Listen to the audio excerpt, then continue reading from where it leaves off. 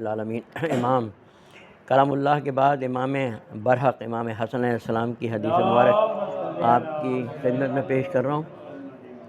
مولا فرما رہے ہیں، جس قوم نے مشورے سے کام لیا وہ راہ ہدایت پا گئی۔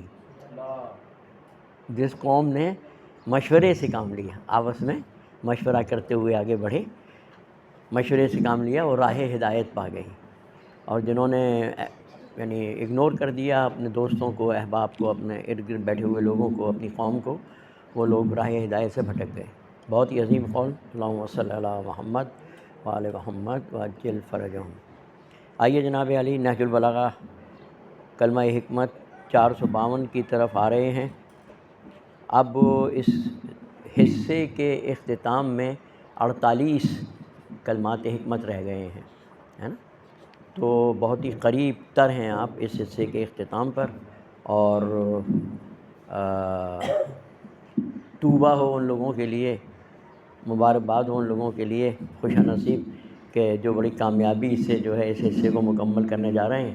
اس کے بعد انشاءاللہ تعالیٰ قبلہ کے مشورے کے بعد دیکھتے ہیں کہ ہم خطوط مکاتیب جو مولا کے خطوط ہیں، مکتوبات ہیں، اس کا حصہ لیتے ہیں یا پھر خود بات کی طرف براہ راست آ جاتے ہیں۔ دیکھیں گے، مشورہ کریں گے قبلہ سے کیا کہتے ہیں قبلہ، تاکہ پھر آئندہ ہیں۔ بہت ہی 4 یا 5 لفظوں پر مشتمل ہے، اور دریا بہاتی ہے مولا ہمیشہ کی طرح۔ اس میں پتہ نہیں کتنے سمندر چھپے ہوئے ہیں، اور صاحبان عقل و فراست کے لیے بہت کچھ ہے ان 5 الفاظ میں۔ مولا فرماتے ہیں، اعوذ باللہ من الشیطان الرجیم، بسم اللہ الرحمن الرحیم۔ الغنا والفقر بعد العرض علی اللہ۔ اصل فقر و غنا قیامت میں اللہ کے سامنے پیش ہونے کے بعد ہوگا۔ آپ کتنے تونگر ہیں، آپ کتنے مالدار ہیں، اور آپ کتنے فقیر ہیں، اس کا پتہ اللہ کے ہاں جب آپ پیش ہوں گے اور آپ کے اعمال، تو پتہ لگے گا کہ آپ ارب پتی ہیں، کروڑ پتی ہیں، خاک پتی ہیں، کھرب پتی ہیں، ٹھیک ہے، یا بالکل ہی مفلس قلاش ہیں۔ الغنا والفقر بعد العرض علی اللہ۔ اصل فقر و غنا یا غنا و فقر قیامت میں اللہ کے سامنے پیش ہونے کے بعد ہوگا، پھر پتہ لگے گا کہ آپ کیا لے کے آئے ہیں۔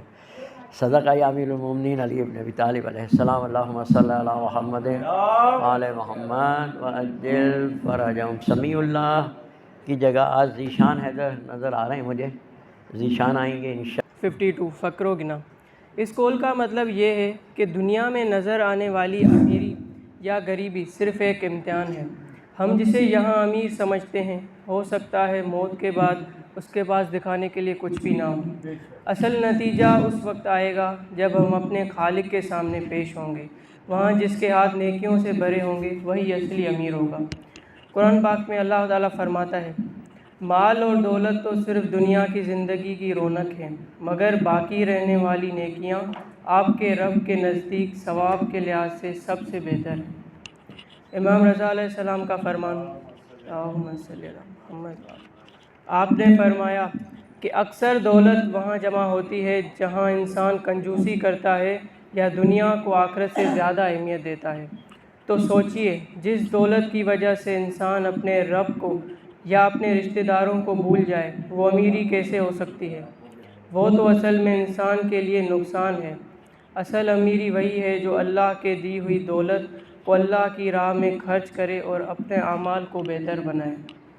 خلاصہ، ہم دنیا میں محنت ضرور کریں مگر اپنی آخرت کو نہ بھولیں۔ ہم اپنے اعمال ایسے بنائیں کہ جب اللہ کے سامنے کھڑے ہوں تو ہمارا شمار غنی یعنی امیر لوگوں میں ہو۔